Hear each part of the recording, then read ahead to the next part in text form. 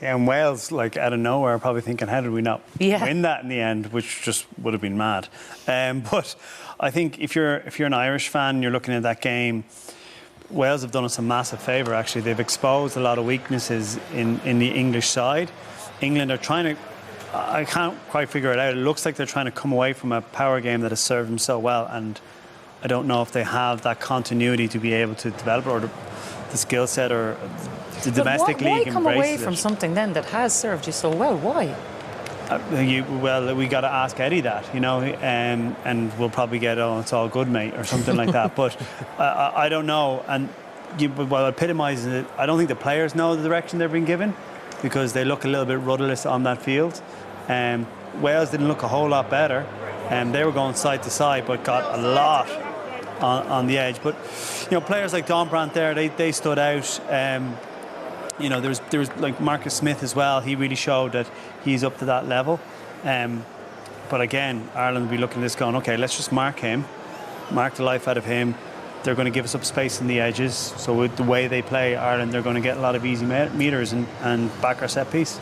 All that creativity that we talked about that Marcus Smith had, for all of it, they still only had 2 clean breaks in the whole game. 2 clean breaks, 1 try to 3 Welsh tries. You know, I suppose they were forcing it. The amount of unforced errors was ridiculous from England, so they never got into any flow. They just didn't manage the game well.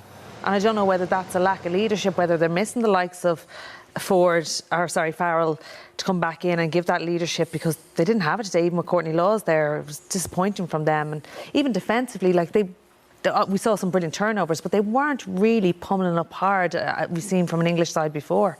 So on both sides of the ball, they weren't as convincing as we've seen them before. You keep asking yourself why, though, Stephen, because you look at the tools, you look at this team on paper, and you think they should be better than that. Yeah, rewind the clock back, 18 months when we were talking about the Ireland team and about Mike Catt coming in and what's he doing different. The boys still look like they're going to one-out runners and nobody looks like they have an idea. Now we're talking about this Ireland team and how good their attack is and what sort of influence he has had. So give the English coach a little bit more time. I think they're sort of stuck in the middle a little bit and they have went away from their power game, which has served them so well, but there's no fluidity to their attack whatsoever. Their maul doesn't look good. Paul O'Connell will be picking holes in the line-out. The line-out didn't function that well today. Their big game players didn't really step up. Take Marcus Smith out of it. Everybody else was pretty average. And as an Irish fan, like, I've had texts from English friends saying to me, oh, you boys are going to give us a pasting in a couple of weeks' time. And I'm hoping that England turn up, because if they play like that, Ireland will win. Yeah. Simple. In Twickenham as well. And the only thing I'd counter, though, Fez, on that is we're lucky, like we have the main cohort or bulk of the players from the team are coming from one team. And I think Stuart Lancaster's getting a lot of time with them, coaching them a lot in terms of the way they play, which is very similar to the way the national side play with some tweaks. The challenge from an English perspective is they don't have that continuity. Like, the players come from everywhere and all sorts of different styles, that none of the teams, bar Harlequins maybe, aren't really playing that fluid style. Yeah, but they're good enough players to... They're good enough players to fit into any system, surely. But do you see enough in that, Fiona, that you think it is going to click at some stage? Because if you guys are saying, OK, there is some cohesion, there is whatever, if they don't get it right, there's not a whole lot of time to fix it. I think Stephen said it. We were sitting here a year ago talking about Ireland's attack, how one-dimensional it was. So I do think that they have the talented players to be able to do it. They were probably trying to force it, trying to look for those offloads when they weren't on today, as opposed to just take the ball on, work through the phases. They were probably trying to force it a little bit too much. So I do think that this new attack coach has to be given time.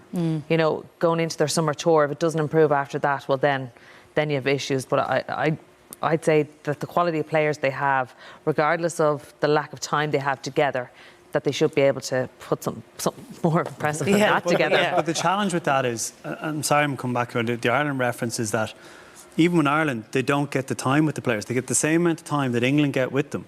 It's the fact that the main players are playing week in, week out with each other that come through. So, granted, the Irish team, management team, are doing really well with them, but they don't have to do a whole lot from a how they play point of view. England have a whole lot more to do. And changing your backroom staff like this late in the game with a World Cup in mind, I would be concerned. If I'm a player, they have good players, but do they have good coaches? Well, is the I question. think Eddie Jones, you have to consider as a good coach. He got them to a World Cup final previously. It's the quality of the backroom team that Yeah. he's bringing in with them.